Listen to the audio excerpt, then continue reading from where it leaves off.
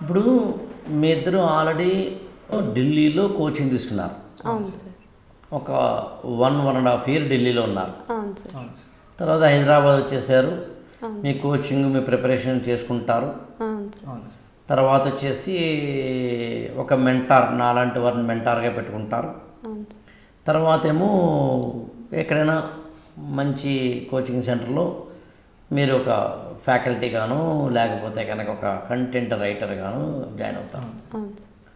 మీ ఇన్నేళ్ల జర్నీలో ఇంకా అస్సలు ఇందులోకి ప్రిపరేషన్లోకి రాని ఎవరైనా స్టూడెంట్ ఉంటే అవును సార్. దిగే ముందు తీసుకోవాల్సిన జాగ్రత్తలు ఏంటి అనేది పాయింట్ వేసి చెప్పగలరా? మీరు ఒక 5 పాయింట్లు, మీరు ఒక 5 పాయింట్లు. దిగే ముందు ఒక స్టూడెంట్ తీసుకోవాల్సిన జాగ్రత్తలు ఏంటి? Okay sir. అంటే జాగ్రత్తలు అని చెప్పను కానీ ఏ పాయింట్స్ కన్సిడర్ చేయాలి అన్నది first thing first motive sir. ఎందుకు నువ్వు ఇందులోకి దిగాలనుకుంటున్నావు సూపర్. అది చాలా స్ట్రాంగ్ ఉండాలి సార్. అమ్మ చెప్పింది, నాన్న చెప్పాడు, నేను పక్కన ఎవరోనో చూశాను, ఆ చూసిన మనిషికి అంత ప్రివిలేజ్ వస్తుంది కాబట్టి నేను అది చేయాలనుకుంటున్నాను, అవన్నీ 1 year 2 yearsలో వ్యానిష్ అయిపోతాయి సార్. లేదు నీకు ఇంకా స్ట్రాంగ్ మోటివ్ ఉందనుకోండి, లేదు నేను ఇలా 10 మందికి నేను ఇది చేస్తే 10 మందికి నేను హెల్ప్ చేయగలను అన్న మోటివ్ కానీ, లేకపోతే నేను పర్సనల్గా ఒక మనిషి ఇంకొక 10 మంది లైఫ్స్ని బెటర్ చేయడం నేను చూశాను, అందులోంచి నేను ఇన్స్పిరేషన్ డ్రా చేస్తాను. బికాజ్ నేను అలాంటి దాన్నే సార్. చిన్నప్పుడు ఎప్పుడో మా ఇంటి దగ్గర గుడికి మెట్లు లేవంటే కలెక్టర్ ఆఫీస్లో సబ్మిట్ చేస్తే వాళ్ళు కన్స్ట్రక్ట్ చేపిస్తారు అని చెప్తే, because I saw people were struggling, ఆయన దగ్గర ఒక లెటర్ సబ్మిట్ చేయగానే he did that. Next year నేను మళ్ళీ ఆ టెంపుల్కి వెళ్ళేసరికి ఆ మెట్లు ఉన్నాయి. ఎందుకు, ఎవరు చేశారు ఆ పని? It is the collector who did it. ఆ మోటివ్ నాకు ఉంది కాబట్టి ఇన్ని ఇయర్స్ అయినా సరే ఆ బర్నింగ్ డిజైర్ నాలో ఉంది, నేను ఇంకా చేయగలను, నేను ఇంకా ట్రై చేస్తాను, నేను ఇంకా ప్రయత్నిస్తాను అని. సో ఆ మోటివ్ చాలా స్ట్రాంగ్ ఉండాలి సార్. అండ్ సెకండ్ థింగ్ వచ్చేసి ఫ్యామిలీ సపోర్ట్ కానీ, లేకపోతే ఫ్యామిలీ అనే కాదు ఫ్రెండ్స్ కానీ ఎవరైనా సరే, whoever is around you they should be inspiring you in this journey. నువ్వు చేయలేవు, ఒకసారి అయిపోయిందా ఇంక నీకు అవ్వదులే, ఎందుకైతుంది ఇంకొదిలేసే, అలాంటి సపోర్ట్ సిస్టమ్ నీకు ఉందా లేదా అన్నది నీకు తెలుస్తుంది. ఎందుకంటే 20 yearsగా నువ్వు ఎవరితో అయితే ఉన్నావో తర్వాత లైఫ్లో కూడా వాళ్ళతోటే ఉంటావు. That circle won't change. అది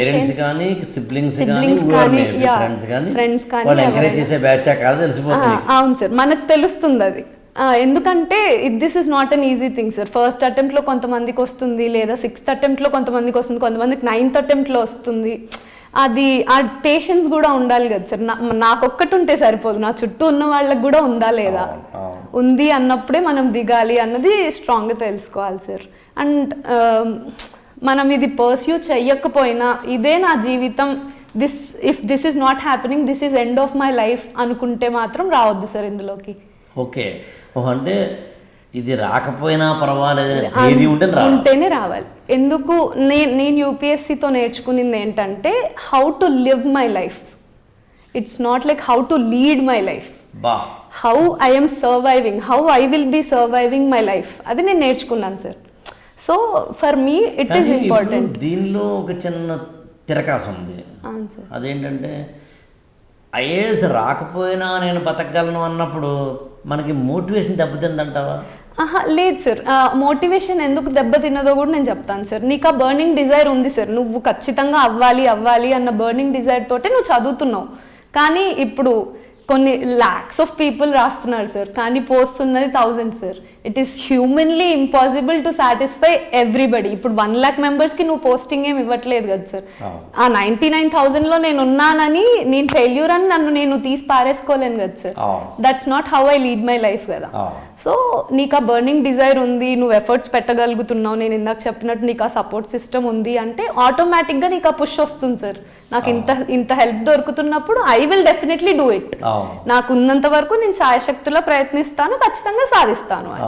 కానీ అదే నేను చెప్పిన పాయింట్ ఏంటంటే, ఇఫ్ అట్ ఆల్ నీ అటెంప్ట్స్ అన్నీ అయిపోయినా కూడా you don't have to feel like the sky is not falling on me. It's not like ఏదో ఇంకా అయిపోయింది, దీంతో జీవితం అయిపోయింది అని కాదు. We do have alternative opportunities, we do have alternative careers to pursue. అలా కూడా మన మైండ్ ఆల్రెడీ సెట్ కొంత నాలెడ్జ్ వస్తుంది, అదే సార్ ఆ నాలెడ్జ్ పర్సనాలిటీ కూడా nurture. Exactly sir, personality develop అవుతుంది sir. As you proceed in your exam preparation you will only understand, okay ఈ ఫెయిల్యూర్ని నేను ఇలా తీసుకోవాలా, ఈ ఫెయిల్యూర్ని నేను ఇంత తీసుకోవాలి, దీన్ని ఇక్కడ ఆపేయాలి, దీని తర్వాత లైఫ్ ఉంది అన్నది మనం అర్థం చేసుకోగలగాలి sir. These are my points. First ఈ స్ట్రెంగ్స్ అన్నది ఏంటి అన్నది నువ్వు చూసుకోవాలి. ఆ స్ట్రెంగ్స్ మీద ఫోకస్ చేసుకుని ప్రిపరేషన్ స్టార్ట్ చేస్తే. షకుల్ మీరేమంటారు? ఆమె చెప్పినవి కాకుండా మీ దగ్గర ఇన్పుట్స్ ఏ ఉన్నాయి, ఏవి ఒక దిగే ముందు తెలుసుకోవాల్సింది? అంతే సార్, బట్ మేడం చెప్పినట్టు మోటివ్ చాలా ఇంపార్టెంట్ ఉండాలి, ప్లాన్ బి ఉండాలి, అలానే ఒక బర్నింగ్ డిజైర్ ఉండాలి, ఒక పాజిటివ్ ఎన్వైర్న్మెంట్ ఉండాలి.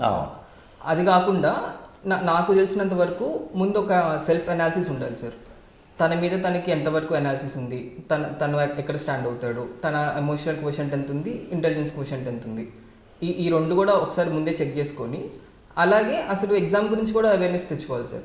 అసలు ఎగ్జామ్ ఏంటి, ఎందుకు కండక్ట్ చేస్తున్నారు, అసలు ఇప్పుడు చాలామంది యూపీఎస్సీ అనగానే ఐఏఎస్ ఐపీఎస్ ఐఆర్ఎస్ తెలుసు, కానీ ఇంకా చాలా పోస్టులు ఉంటాయి, సర్వీసెస్ ఇంకా వేరే వేరే సర్వీసెస్ ఉంటాయి, గ్రూప్ ఏ ఉంటాయి, కొన్ని గ్రూప్ బి ఉంటాయి, అండమాన్ అండ్ నికోబార్ లాంటి దాంట్లో కూడా పోస్టింగ్లు ఉంటాయి. ఈ అవేర్నెస్ చాలా మందికి ఉండదు సార్.